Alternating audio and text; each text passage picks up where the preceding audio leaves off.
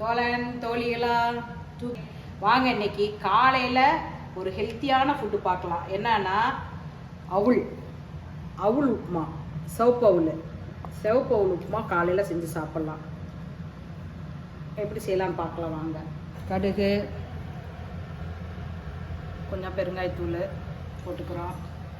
அடுத்து வெங்காயம், பச்சை மிளகா, கருவேப்பிலை,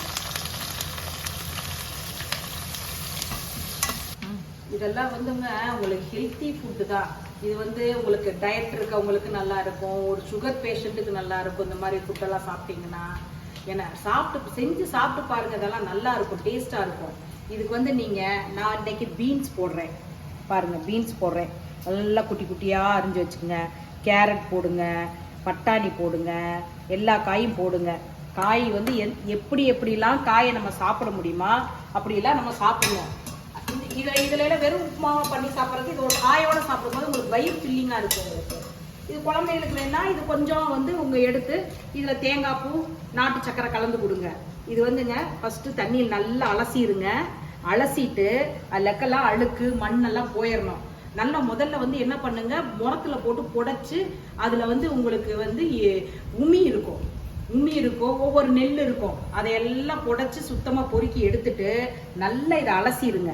இதை நல்லா தண்ணியில் அலசிட்டு ஹாட் வாட்டர் ஊற்றுங்க. உப்பு கொஞ்சம் போட்டு ஹாட் வாட்டர் ஊற்றுனீங்கன்னா அப்படியே நல்லா ஊறி இந்த மாதிரி வந்துடும். இதை இப்படியே எடுத்து நீங்கள் தேங்காய் பூவும் சர்க்கரை, நாட்டு சர்க்கரையும் போட்டு குழந்தைகளுக்கு கொடுங்க, நல்லா சாப்பிடுவாங்க. காலை ஃபுட்டு உங்களுக்கு ஈஸியாக போயிடும். சட்னி அரைக்கணும், உங்களுக்கு இட்லியை ஊற்றணும், தோசையை ஊற்றணும், பூரியை சுடணும், குருமா வைக்கணும்னு நினைக்காதீங்க.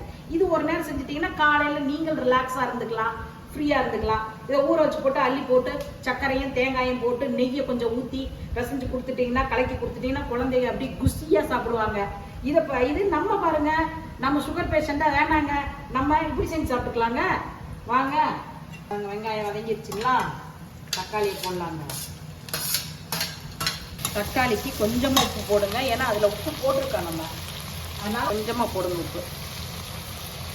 எதனால அந்த உப்பே போடுறோம்னா, தக்காளி வதங்கணும், அந்த காய்க்கு பீன்ஸுக்கு கொஞ்சம் உப்பு பிடிக்கணும் நம்மளுக்கு. கொஞ்சம் மஞ்சத்தூள் போட்டுக்குங்க.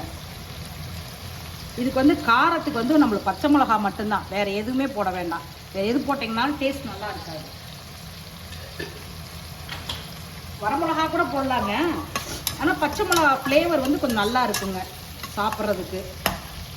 சாப்பிட்றவங்க பச்சை மிளகாயும் சேர்த்தியே சாப்பிடுவாங்க, நல்லா இருக்கும். எண்ணெயில் உங்களுக்கு வதங்கும் போது பச்சை மிளகா எண்ணெயில் வதங்கும் போது அந்த அவளோட நீங்கள் பச்சை மிளகாயை வச்சு சாப்பிட்டா டேஸ்ட்டாக தான் இருக்குங்க. கருவேப்பிலை நிறைய போடுங்க. கருவேப்பிலையெல்லாம் குழந்தையில சாப்பிட வைங்க. கருவேப்பிலை சாப்பிட்டு தான் ஆகணும் முதல்லேருந்து ஸ்ட்ரிக்டாக சொல்லுங்கள். முதல்ல நம்ம சாப்பிடணுங்க, அப்போ தான் குழந்தைய சாப்பிடுவாங்கங்க. கருவேப்பிலாம் நல்லா பெரிய பெரிய இலையா இருந்ததுன்னா நல்லா பொடி பொடியாக பிச்சுக்கு உள்ளே போடுங்க, கிள்ளி உள்ளே போடுங்க. அப்போ தான் குழந்தைய சாப்பிடுவாங்க. கருவேப்பிலாம் சாப்பிட வைங்க.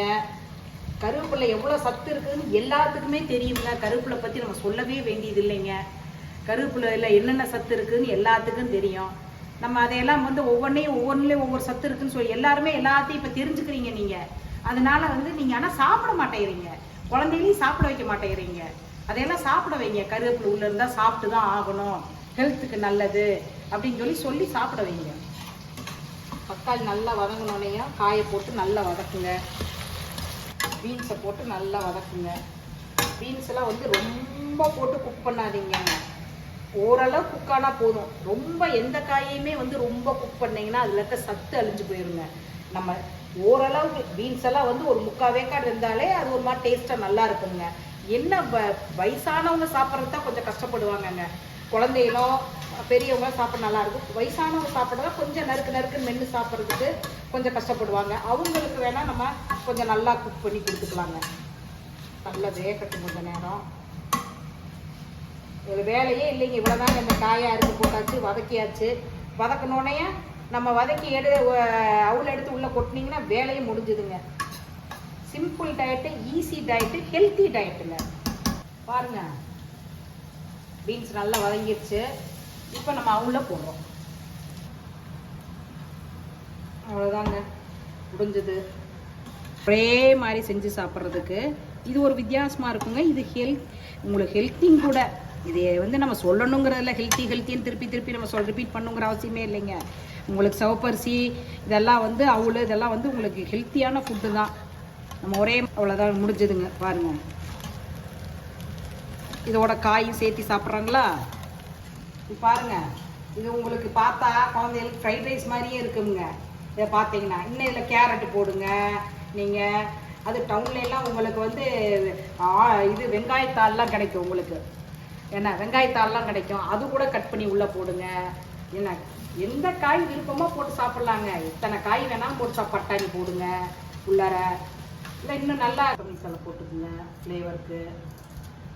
நல்லா கொத்தமல்லி தலை நிறைய போடுங்க.